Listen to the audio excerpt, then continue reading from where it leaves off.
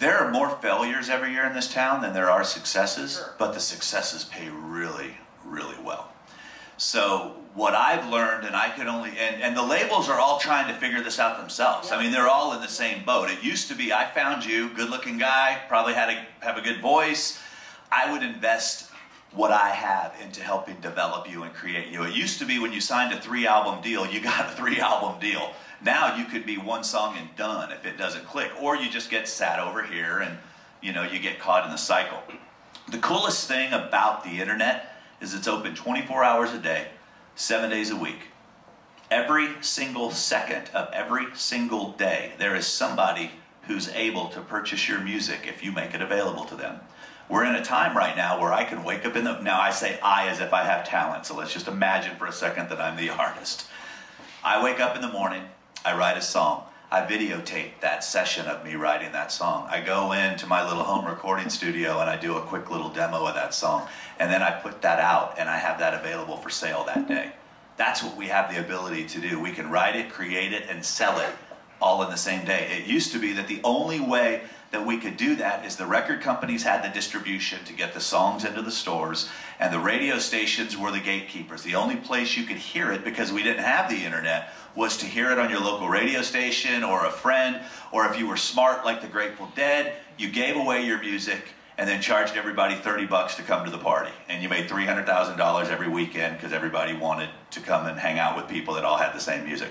That's the philosophy I'm under. I'm under the fact that I don't like to use the word free music because nothing's free, but marketing costs money. And if the music is the candy to get them to buy your $20 shirt, there's a bigger markup on a $20 shirt than there is a 79-cent download on iTunes. So if I can give them the candy to get them into the store, and they start buying the concert ticket and they start bringing a friend, it's one of the things I'm a big believer in are house concerts. I love them. I call them the living room sessions. Everyone has a living room. Every town has that house that everybody loves to go party at. Usually it's the guy who owns the car lot. It's usually that big house. I live in Nolansville. We have a community called Nolan Park. Big problem I was running into was that the young artists that I was working with were having a hard time just playing to a computer because they didn't see anybody. So we're doing these Ustream concerts, have 120, 130 people from around the world online, but it just wasn't working. So I invited all my neighbors over for a potluck. So I stuck the computer and the artist in front of my fireplace. I had the house packed with neighbors. They're doing their little show. The next thing you know, my neighbors are buying t-shirts and they're making $30 a head off my neighbors. And they're going there. I go, look, I invited you over to play the Ustream concert. You just made $500. You can't go to a bar and make $500 in merch because it's loud. There are people, they're drinking, they're doing. Just get yourself in front of a captive audience, but it's not sexy. Well, neither's being broke. But I got teenage girls making $500 in my living room. And the neighbors love them. And then they all go on their Facebook and post their little pictures and they get big and stuff. So the key now with the labels is the labels want to see what you're going to do on your dime, and they want to partner with you. And that's what I and Eric, we teach. Make yourself a great partner. I'm glad you brought that up. I don't think anybody in here is in a position where they should be paying union prices to be doing these full recordings. Right now, all my artists start out with guitar vocal. I go out and I build the audience off guitar vocals, and then we go in and we're doing full demos right now for $500. There is nobody here, unless let the label spend that money. You don't need to spend that money. And there's a guy in town, and I'm not going to mention his name, that says you need to have radio quality product before you approach the label. Bullshit. You don't. The label is not going to take that record in the first place because there's probably not enough of their writers that they've already signed to publishing deals on that record. There's so many different things that have changed right now. Or they're going to take it and they're going to give it to Justin Niebank, who mixes almost every record in town because he knows what radio likes to hear, and he's brilliant at what he does. That all you're going to be able to do with the recording that you have, and the only thing you need to do with it right now is get yourself product that you can sell on the road, that you can show them that you're making money. Get you a quality song. You can get a quality song on iTunes. The problem is everybody puts it on iTunes, but nobody's going to iTunes looking for you. So you need to sell it through your fan base, and then you need to walk in with your list and say, hey, Mr. record guy. I have access to 20,000 people that I've been building for the last 2 years that have supported my career, come out and see my show, and then you put a song out on iTunes and you go to your 20,000 people because you've been giving to them for so much, and you go, look, here's the deal. And we're doing this right now, just so you know, there's a gal that just signed to Big Machine Records named Ella Mae Bowen. Fantastic young artist. Ella Mae doesn't have an audience yet, so I'm going to backtrack for you here, and I'm going to tell you a quick little story. Before you can go show somebody what you think, because this town is full of opinions, I've had to go prove it with unsigned artists. I consult Big Machine Records. I've been doing their artist development for years. Scott Borchetta is the guy who pulled me out of radio, and you know, I became Taylor's manager because I was at Big Machine Records and we did all kinds of weird things. So I had this idea, and the idea is I wanted to go figure out why the record companies weren't able to build data. We were creating all these widgets to capture data, but once we got it, we didn't know what to do with it. We were killing these lists. Companies were coming up going, hey, Rick, you know, Taylor should be doing this texting campaign, and it's $10,000, and we'll get all these numbers, and we'll do all this stuff. MySpace killed everything because it was push and pray. We just kept pushing things on people and praying that they would buy it. So I'm like, when are we going to pull these people in and then stay engaged with them? So what I did is I took a singer-songwriter, 18-year-old girl, and I won't mention her name because I'm going to share some things that just don't need to be affiliated with the name. Their parents got pitched an idea that if they moved to town, they could have a deal within 18 months. Family sold the business, moved out to town. They went ahead, recorded a record just like they were instructed to do. They did the video just like they were instructed to do. $380,000 later, they were no further along than when they got here, but they could say they had 2 videos up on TV that nobody saw because our stations don't play videos anymore. So they came to me and I said, look, let's back up a second. You're a great singer, you're a great songwriter. I wanted to find out, and everything that I teach is based on me going and figuring out what's working online. And the reason for that is our business has gone online, and we create more content in this town than anybody in the world, but we're getting our butts handed to us online. We're not able to succeed. So what I did is I went and paid, how many people remember seeing that banner around town that says the Get Motivated seminar that was taking place at Bridgestone Arena? I'm a big rah-rah guy. I coach college soccer. I wanted to see Lou Holtz and Bill Cosby. So I went to this thing. And I ended up seeing this commercial real estate guy named James Smith. And I loved his energy, and I loved what he was talking about. And I was at that place where I was getting hammered in taxes, so I wanted to go learn real estate. So I went to this place, and I listened, and I got into the moment, and it was like $95, go to their next little 3-day seminar. So I paid the $95, and I went to the next 3-day little seminar, and then they told me about the Granddaddy Package for 20 grand, and you can go down and learn all this kind of stuff, and I bought the package. And it was the best 20 grand that I ever spent. I haven't bought a single piece of real estate, but I was able to take what's working for them in the real estate world and transfer it into the music business side, and I learned how to deal with people. And I learned how to take the product that we have. What happened and what I loved about this course was that it was taught by investors. It wasn't taught by instructors. It was taught by, they would go out and say, okay, you know, Ernie, you're the best commercial real estate. Would you come and teach our students for a week? And you're like, absolutely. And Eric would show up and talk to us about this. So we were learning from all these amazing people. And I had my aha moment. I'm like, wait, I have access to these kind of people in Nashville that most people don't have access to. What if I was to create a program and give people access to them through me? And then they started sending me these things going, hey, if you'd like to learn about, you know, tax, whatever, here's a webinar that's going to take place at this time. So I went, holy crap, I can do webinars for people. And I can record it and they can get to it because they're all busy. That's how the music industry blueprint started. So I called one of the guys and I said, listen, I need to ask you a question. I said, we're getting killed right now. What are we doing wrong? He says, you guys don't date.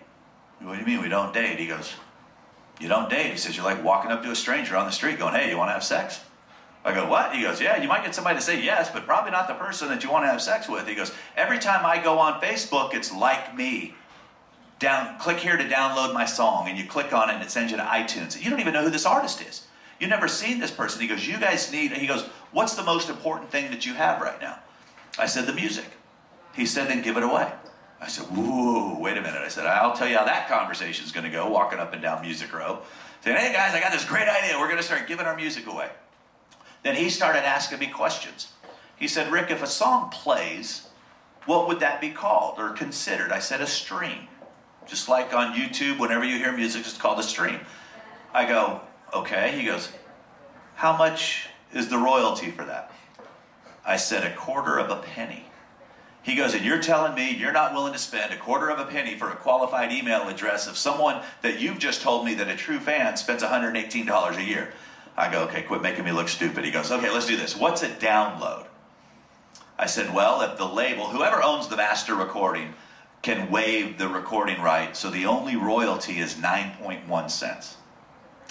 He said, so you're telling me that you're not willing to spend 10 cents on a I go, okay, I'm getting your point. He said, what do you think the biggest problem is? So I went to all the major record labels and I started looking at their websites. And what I saw is I would go in and say, subscribe here, click here to join my list, click here to join this, click here to join that. And I go, I wouldn't do it. I don't need any more emails. You know, it's just going to be telling me about things I can't do. He says, exactly. He says, what is it that people want? I said, they want access. He says, then you need to give them access. And I started thinking, I go, you know what? You buy front row tickets to a show, it's the worst seat in the house to see the show, but it's the closest you can possibly get to that artist. So they want access to you. So I said, okay, let's do this. So I called over at Big Machine Records, and LMA at the time had that Holding Out for a Hero video, and they had 1 million views. She was on the Footloose soundtrack, and they just had a splash page up that said, click here to get information about LMA Bowen. So I asked the gal who runs digital media, I said, how many signups has she got with that way? And they go, 15, 1-5. I said, okay, how about this guy? And it was a kid who had a song in the top 20, and he was out on tour with Toby Keith. I said, how many does he have? She said 350. So now I knew what I could do. I knew what I had to do. So we took this young gal, we just went to her Twitter, and we did the 7 free song concept. We were going to take the real estate model and put that into play and see if we could get people to give us more information than they were giving the major record labels, because all the labels did it the same. I went, and it's not the label's fault, by the way. They hire the same companies that are all doing it the same way, and they only know one way until somebody comes and shows them different. So we went out, and we were able with this young lady to just say, hey, click here for 7 free songs. We did the whole, there's a philosophy that's out there that if you and I engage each other for 7 days in a row, an opinion is going to be based on the relationship. You're either going to like me or not like me, trust me, not trust me. So we did these little getting to know videos on this gal, and we called them so-and-so, so-and-so. And it rhymes with her name, so I don't want to get into it, and it's not being done. So we went out, and we were building this trust with these people. So we ended up collecting in 30 days 540 email addresses in 30 days by giving away work tapes and demos. Now, me being the smart aleck that I am, I wanted to see if I could build enough trust with them over those 7 days to get them to send me money. We tried, when Taylor first launched, we tried using, there was some widget that said, hey, if you sell it yourself, you'll keep more of the royalties, but people weren't comfortable giving their credit card information to those companies. We've programmed them for Amazon and iTunes and things like that, but PayPal is a very cool service. So what we decided to do is we decided to sit there and say, okay, you've got this catalog of over 100-something songs. Would you be willing? So what we did is we went out there, we were giving away a song a month, or a song a week, a private little Ustream, and I think that was it. And then we would invite them in for these other little concerts, and we wanted to charge $9.97. And the reason that we charge $9.97, one is the 7, if you've ever purchased anything lately online, the 7 is the new 9. So everything's 17, 97, 47, 37. So the 7 is the new 9. But I wanted to see if I could get as much money from them as Walmart gets from me for the cost of a CD, which is a little under 10 bucks. So we offered this out. We had 10% So we had 54 people immediately send us through PayPal $9.97. After PayPal kept their handling, we netted $9.38 per transaction. The record companies net somewhere around $4. So we were not only doubling the net, I had the contact information of my consumer. So when I sat down and showed that to the record company, they flipped. And guess who all of a sudden says, hey, can you do this for LMA? And we did it for LMA. And with LMA, because she had a little bit bigger following than the unsigned artist that I did, we ended up getting almost 1,800 emails in 30 days. And what we're doing for her, and this goes back to your question, I told you, I circle around, but I will ultimately get back. What we're doing with LMA is this, is when her first single comes to radio, she's already going to have a whole bunch of people that are familiar with her music because Scott let me give away those work tapes and those demos, and every 2 weeks we communicate with these people. She has nothing to ask them for right now, so all she's doing is giving. So when we need them, when her single goes to radio and we need them to call their local radio station, you better believe they're going to be willing to call the radio station. And what we're going to do when her single goes to iTunes that day is, because she's been communicating with them and she has a relationship, she's going to be honest with them. And here's what she's going to say. You know what, guys? If it were up to me, I would give you this song, but my record label would really like to get paid back for the money that they've invested in me. So I'll tell you what, you go to iTunes and pick up this song because that's where they'd like you to go, and I'll send you a work tape demo of it for free. So we'll do a one-for-one swap. And because for 6 months she will have been giving them, I am going to bet everything I have on the fact that they will honor what it is that she's going to do. Is it going to take time? Yes.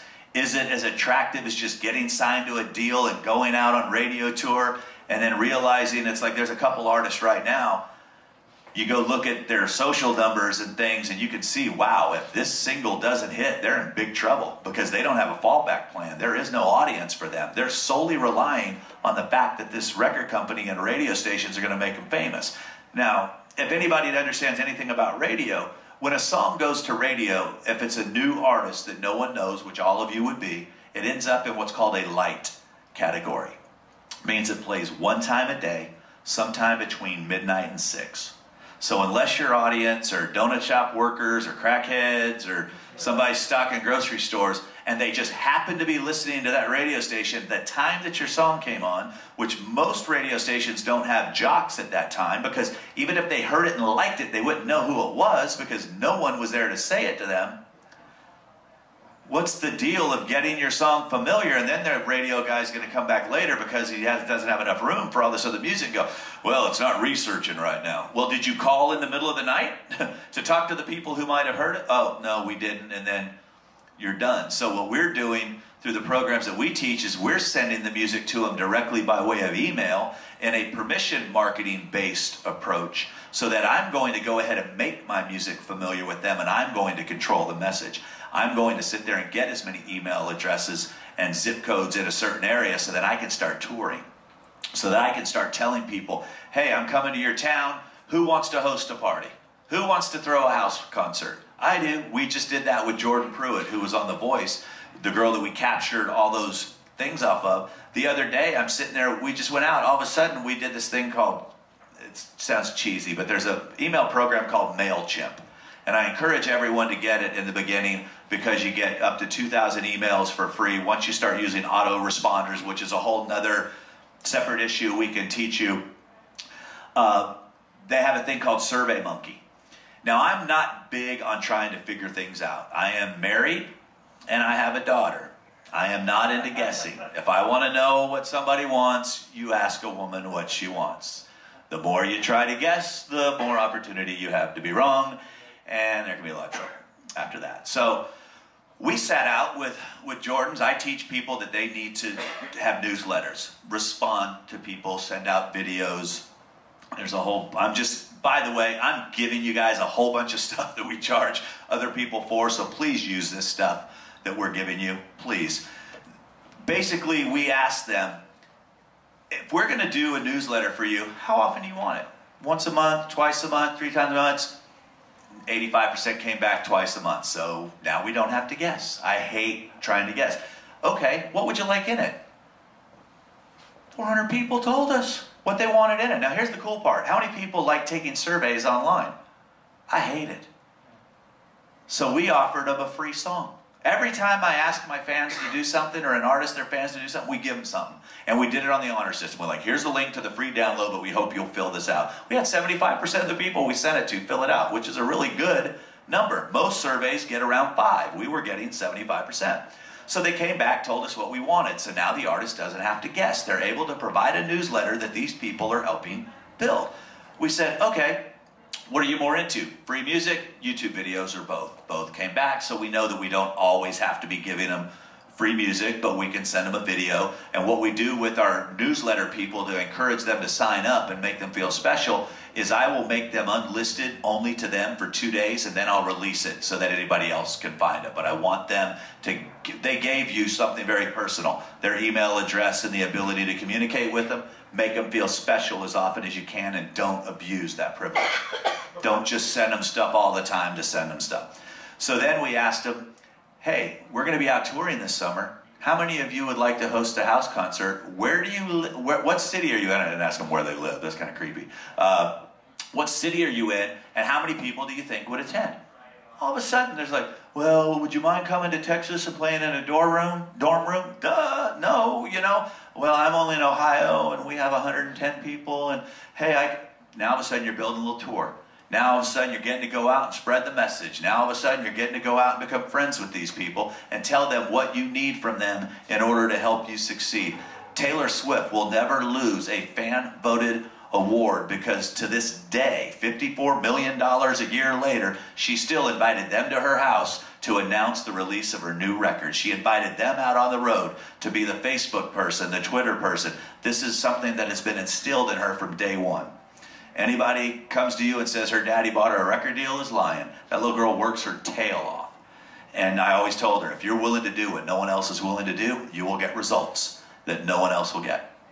And the proof is right there. Then we also ask these people at the end, if you could be in a special club that got the free song, the handwritten lyrics, because with the handwritten lyrics, you're just scanning them into a computer. There is no physical shipping of anything.